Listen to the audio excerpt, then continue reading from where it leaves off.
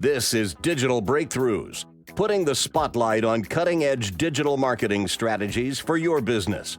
With your host, CEO of industry-recognized digital marketing and social media agency, National Positions, Bernard May. I'm excited to introduce Gabriel Flores to the Digital Breakthroughs podcast.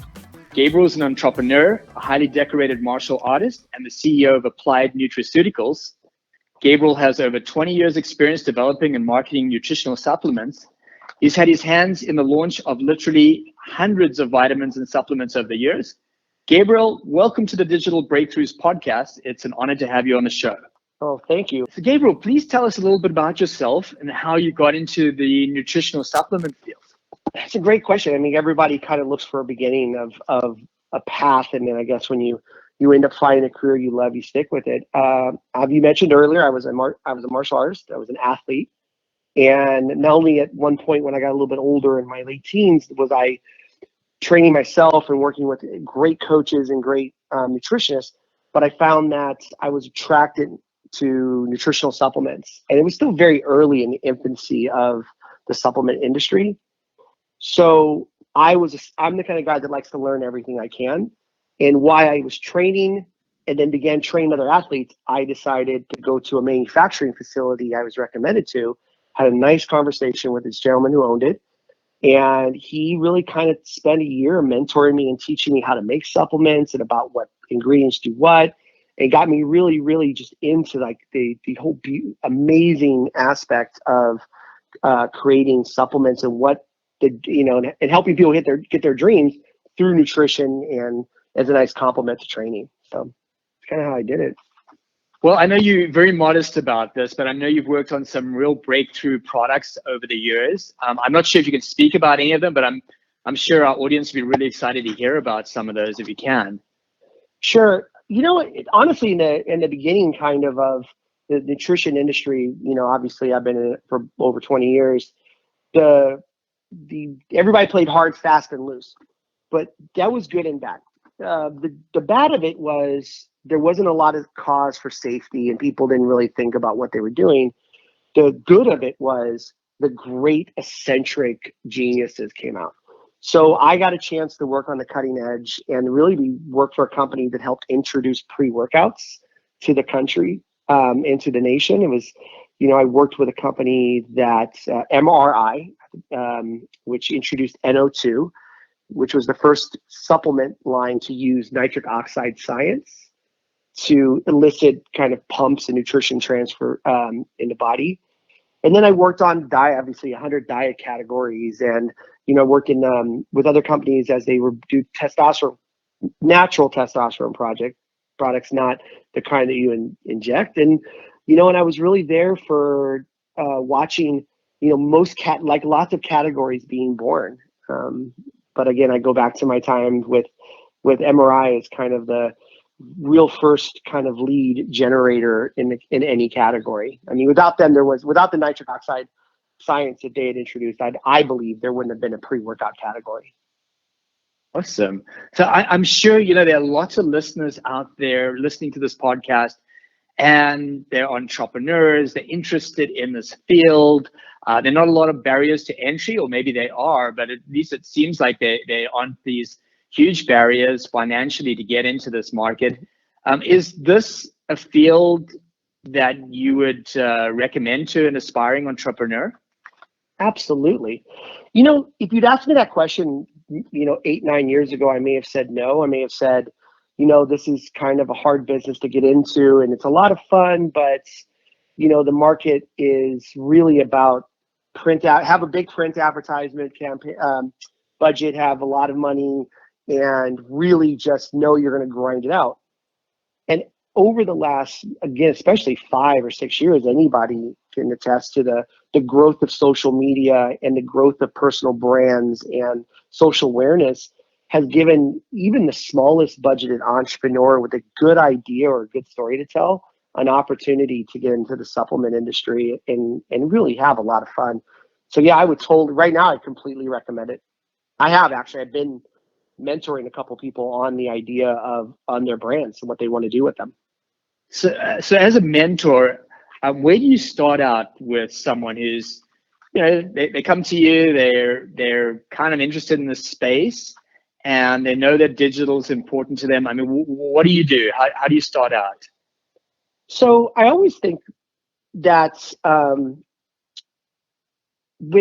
I go a little bit backwards than some people I know in the industry, and I've been around a long time, and I've worked with a lot of companies, but some people will say, well, I have this great product and I know it does these things, and now I need to go and build a way to sell it. I prefer to create a story and craft a dream, right? Craft the entire mission and vision of the brand, what the brand should look, feel like, who I'm trying to go after, and then create a product to go into that brand. No, I'm really more or less, thanks, thank you. I really believe you should sell what you're most passionate about first, and then find the product that fills that need. Okay, versus the other way. So start with your passion, start with the story. Are there any areas of nutritional supplements? I mean, I know when I go on Amazon, sometimes I just see like there are hundreds of workout supplements. There are tons of sleep aids. There are painkillers. There's, I don't know, you name it. You mentioned testosterone product. I mean, almost every category seems like they got a lot of products in them. I mean, so you started with your passion, but let's just say someone came along and they've got a passion for these workout products. Would you still tell them to like enter in that particular area on supplements, or do you have another approach? No, absolutely. No, I think that's the approach. So I could speak of the good and bad of the industry, and I'm really I have a disdain for people who get into this with the only focus about making a lot of money. Now, don't get me wrong, making money is great. Like, we all enjoy it, but if that is the thing that drives you, you will only work for dollars, and you will not work for passion, and you will not work for creating a legacy or a brand that you're proud of. And I absolutely 100% tell people, if you're getting this, and like advice I'm giving somebody right now who has a pretty decent idea. I said, you build an influencer model. Get people to gravitate towards you, get to know you, get to know what you're about. Do you have a story to tell? Is there a reason you really got into this? I mean, people buy people, not things.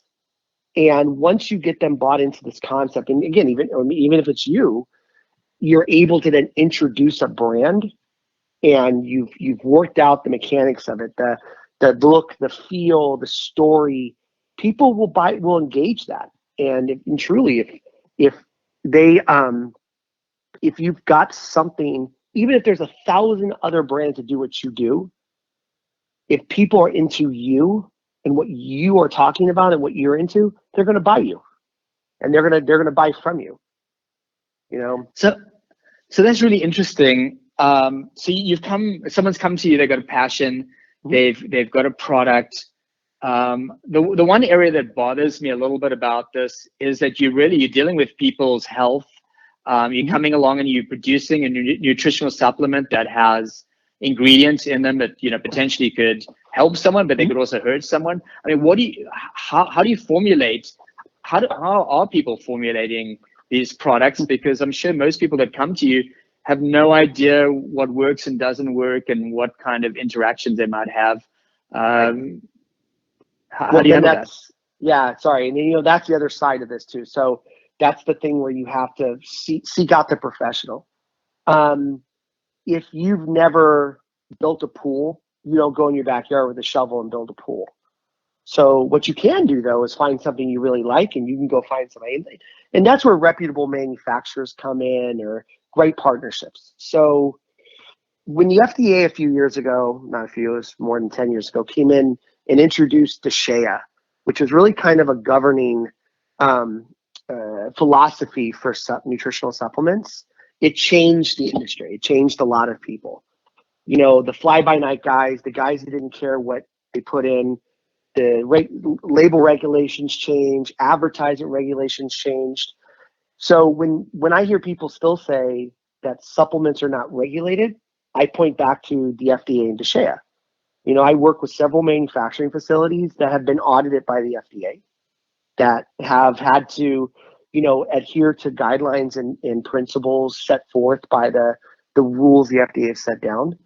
And when an entrepreneur or young or old or whoever it is that's going to start a supplement line or supplement brand come and say, well, what do I need to look for? I said, if you don't know how to do it, you need to find somebody who does. And that is doing research, formulating properly, not overloading. I'll give you one thing I can't stand. A lot of people like to take a lot of stimulants. Like they take, they overload their pre-workouts and they overload their diet products. And the idea is just effect. Like, I'm feeling it, so it must be working. And what they're not thinking about is the other things that happen in the body because of this overloaded thermogenic effect or this overloaded stimulants. I don't make products like that. I talk to people. I make sure I can find ways to get you what you want and still be safe. And the reason I can do that is because I do the research. I'm smart enough to ask the people to do the research. I grab materials or ingredients from companies that are reputable. I make sure that they have science or trademarks. I make sure I get copies of stuff so that I can read and know what I'm putting in at the proper dosages. And then at the end, we put together something safe.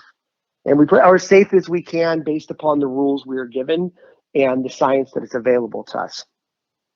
So fantastic. Yeah, lots of wisdom there. I was wondering, if someone's starting out and they came to you with an idea and you built out the supplement for them with all these amazing ingredients and it was a great product, what kind of budget do you think they normally need to come to you with to be successful? So I've done everything from bootstrap a product, one product startup for 20 grand to, all the way down the line to having $1 million to throw at something.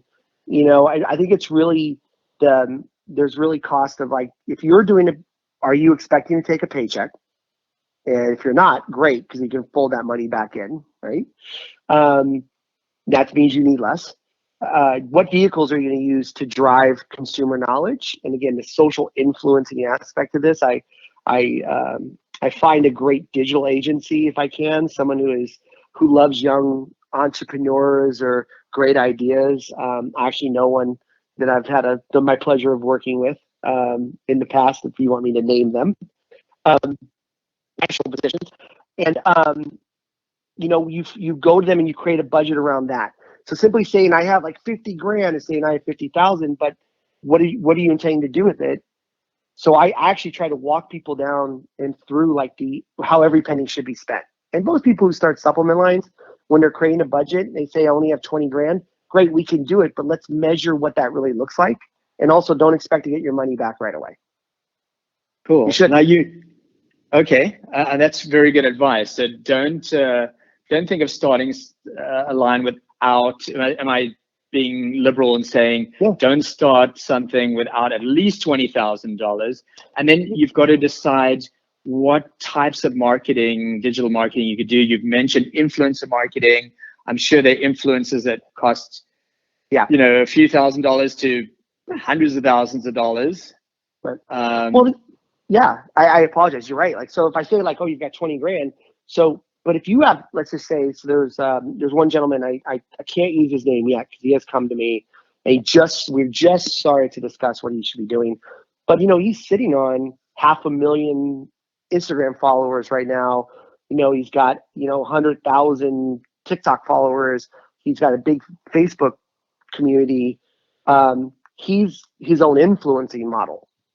So he's now wanting to do something to give to his people, like a brand, like a company or a product.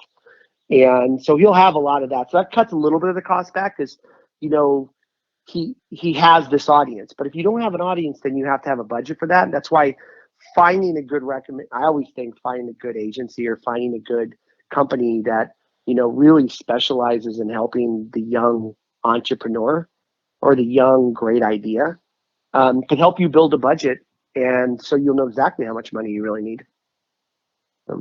Great. So you mentioned a bunch of different digital marketing strategies. You mentioned influencer marketing, social media. Is there anything else that you're seeing that is really working right now? I think what people, it's funny because I know somebody a little bit ago was telling me that they create viral videos. That's what their pitch was. I create viral videos. And I'm like, well, by nature, creating a viral video is something that happens organically. It's not, I don't think it's something you plan for. So that was a weird pitch to have somebody say to me. But I do like the idea of having a strong website. It doesn't need to be like, it depends on what you're offering, is how big the site needs to be and feel. I always like sites to feel like destinations, not gateways. You know, come in, grab something and leave. I like people to have a site that they can interact with and maybe create community through. ClickFunnels work seems to be doing well, but what I've learned with ClickFunnels is they're only as good as the people who know how to direct them. That just having ClickFunnels doesn't mean you're naturally going to succeed. You need to really understand how to properly use them and how to get them back to your destination. And again, yeah, I think the rest of it is social and Cool. influencers and yeah. So one of the questions that a lot of people ask us as an agency is, can we just get to market with digital, or do we need to do other things, radio, TV, PR, magazines? What is your thought on that? So I found that with TV, let's just start with TV. TV works, but at the same time, you're also you're in a sea of people trying to scream as loud as possible. And now, because TV is not as strong a medium as it used to be, your spend has to be so great to get the same amount of impressions from your customers as social media is. Like, you could spend less digitally and have a bigger impression than you do on TV. It's easier to run. You know, there's a lot of avenues. It's faster to change. If a commercial is not working, it takes time. If a social media ad isn't working, it's quick. Radio's kind of a middle ground for me. I've seen moderate success with companies with it, just nothing big, nothing massive. PR is always good. Having a PR firm, having a PR strategy is always good. It's unless you tell people, like if you own a restaurant and the lights are off and there's no open sign, but you can't expect people to think you're open. So you got to turn the lights on, click the open sign on, open the door, and you have to announce to people you're open. And that's where I think PR really is all about. And I think you have to have a good PR strategy. That's great. Yeah, I couldn't agree with you more. I feel like there is some need to get that brand name, especially if you don't have a brand name, is to build that brand name. We haven't spoken about packaging. Do you feel like there's anything special people need to consider when it comes to packaging? Do they put it in a box? They put it in a, in a bottle? What's the key here? I've worked on brands that were like, we could just simply stick it in a brown paper bag and send it out. And I'm like, that's the most worst idea I've ever heard in my life. I'm like, why would you do that? It cheapens the brand. So the one thing I'm huge about brand identity and footprints. And I do feel like some people, if you spend all this money making your brand feel good and look good online and all that, why would you shortcut it on your packaging? You know, your packaging needs to attract people. And it doesn't matter if I order something online the first time or the 100th time, I want my packaging to be just as good each time. You know, if I ordered something regularly and somebody sent me like my nice bottle and all my stuff up front, and then by like the 10th time I'm on auto renew and I got like literally a whopping brown bag, I would cancel my order. I would be like, so they're taking advantage of the amount of money I'm paying them, and you know, they really honestly are devaluing me. I love the bottles. So yeah, packaging is important. Now, if you're in retail, I've used this a couple of times. I spoke at a conference last year, and I talked a little bit about shelf presence. And I've always said, and this is not offensive, but I mean, I hope this doesn't offend anybody, but humans are like monkeys looking for shiny toys. That when we go to retail, we will often be attracted first to the shiniest, prettiest thing, even if it's not the thing that we were necessarily looking for. And I look at bottled water as a great example of that. Like, it's bottled water, but I often find people will gravitate towards buying the Voss bottle of water because of its packaging and its how prestigious it feels, and oh, I'm drinking a Voss water, so I've got this great thing. And versus just grabbing the 99 cents store brand bottle of water in a plastic ugly container. So I do think packaging is important. I don't think you should spend so much on packaging that your product is not a good purchase, is not a value. But I do think you have to put some thought into how it looks and feels. That's a great point. And sometimes you find that the packaging is actually more expensive than the actual ingredients of the product. Yeah. And that I don't know what you feel about that, the balance between the investment in packaging versus investment in product. But I would assume product, at the end of the day, is most important. Product first. Sorry, I apologize. Product first. Like packaging can be pretty, and it should be, but honestly, at the end of the day, product first. Because if it's not efficacious and safe and does its job, you'll never want to buy it again. So so you mentioned earlier about the fact that people need to come to you with passion, but I'm still interested in knowing which categories are the hot ones out there. Is there such a thing? Yeah. Oh, absolutely. Diet has a weird flat trend. Neurotropics, brain products are an ever-growing product line. Like, you see all these great companies, you're seeing good companies, bad companies, and different companies. People are spending tons of money against brain products. There's a lot of nice data out there about the buying habits of consumers and neurotropics. So that's a big one. That one is not trending down anytime soon. So, I tell people, if you only get something, get in neurotropics. Their pre-workouts are always a steady category. If you have something that tastes good, works good, and has a mission, and does a job, pre-workouts sell. Companies can anchor their business with pre-workouts.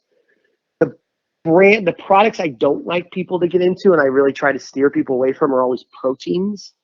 Everybody has a protein. They're very expensive to make, and it's hard to differentiate yourself in that category. So if someone came to me and said, what's the first thing I should do? I'll say neurotropics. What's the second? Let's do a pre-workout or energy product. What's the third? Well, let's look at what your brand looks like, and we'll have to figure what fits into the next genealogy of that brand. Like, what's the next step in that natural evolution of that brand? So that's extremely interesting. So we've spoken about the great categories to get into, and what are some of the pitfalls? What are some of the biggest issues that you see with people coming to market with nutritional supplements? Lack of efficacy, lack of clear, which, really the efficacy is just getting it done, making sure you have a product that works. Lack of a story, really lack of communication. How are you telling your people what they're doing? How are you telling your customers why you're different or better than the next one? What is it, what's the vehicle you're using to get people excited about you? That's a big pitfall. I find a lot of people, I've seen a lot of great products over my time fail miserably. Hell, I've worked for companies where I've developed things that should have been home runs that weren't.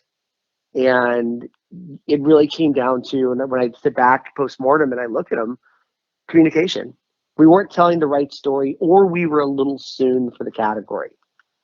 And I think that's a big pitfall. So you really have to be strategic. I also find brands people tend to over purchase. They don't test the market. They don't start small enough, or, they don't plan accordingly. They don't say, like, I'm going to buy 20,000, or they go to manufacturer, the best price is at 10,000 bottles. So they buy 10,000 bottles, but they move 1,000. So they're stuck on 9. So the 9,000 they have to get rid of because they need to recoup. So they start slashing prices. And at some point, all they've done is devalue a great idea. So I'd say to people, start small, have a great story, and know how you're going to communicate to people. Know what you're going to say.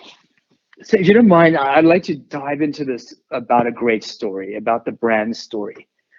How do people approach that? It sounds easy in principle, but I think, we've got a lot of listeners out there. I don't know how creative everybody is, and people talk about a brand story and they throw that jargon around, but how do you really approach that? Well, I think first your leadership has to have a vision, right? Like, you have to have a clear idea of who you are, even as a person. Sometimes I think some things have to come back to people and who they are as people, not just like, oh, I I've got this great product concept. Well, who are you?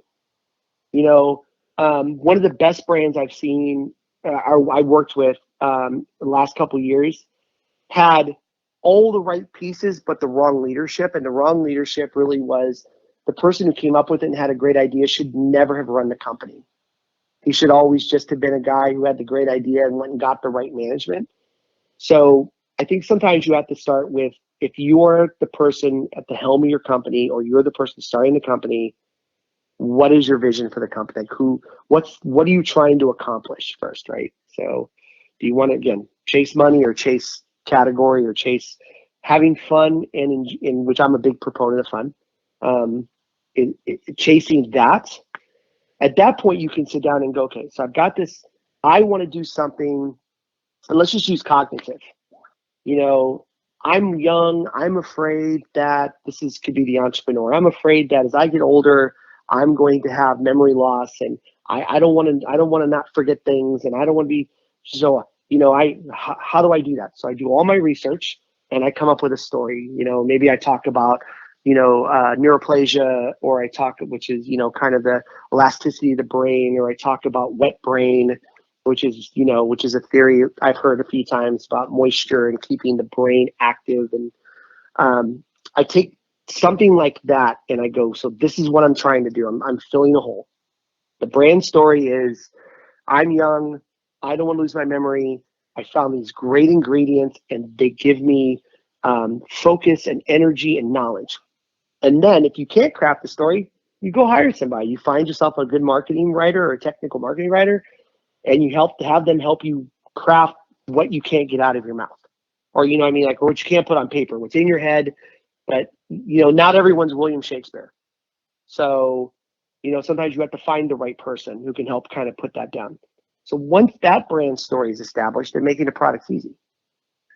So Gabriel, thank you. I mean, so many great words of wisdom, so much, so many ideas that I'm going to leave our listeners with right now. I want to, before we sign off, because we're kind of running out of time, I wanted to know, are there any books, blogs, or any other people that you follow online that you'd recommend to the audience? I'll tell you, there's a couple of things. Like I do like Dave Asprey. I do listen to, there's Ben Greenfield. Believe it or not, if you listen to Tim Ferriss, 4-Hour Workweek guy, go research his history and how he started. And he'll talk about how he started with a company called he created called Brain Quicken. But he had a very interesting upfront model for the young entrepreneur with not a lot of money. The other thing I think I would tell people, like I've just really begun to do recently, is, create your own self brand, know who you are, and maybe do something for you. Like besides Applied, I've got this brand I've been working on right now. It's called the Adventurous CEO. And I've been lucky. I got all of a sudden I got a bunch of Instagram followers, and I've been able to get people to start listening. But I think you have to get out there and more or less not even read some people as much as create your own voice online and get people to listen to you too. And people who should mentor you, they'll come. I mean, they'll come. You'll find the right things. Like I just finished reading Jordan Peterson. I love Jordan Peterson now. I read 12 Rules to Life. Yeah, that's a great book. So Gabriel, if there's just one thing you'd like our listeners to take away from the session today, what do you think that should be? If you're afraid, don't do it. If you're doing it, don't be afraid. Genghis Khan. It's one of my favorite quotes of all time. But it just is, don't be afraid of what you're doing. Just do it. That is such great wisdom. Thank you so much, Gabriel Flores. Gabriel, thank you, CEO sir. of Applied Nutraceuticals. Wonderful wisdom, incredible information for our listeners. Thank you so much for all the time today. It's been a real pleasure speaking to you. Oh, thank you. It's my pleasure. You've been listening to Digital Breakthroughs, featuring experts in all the areas of cutting-edge digital marketing. Digital Breakthroughs is hosted by Bernard May, CEO of leading social media and digital marketing agency, National Positions, located online at nationalpositions.com.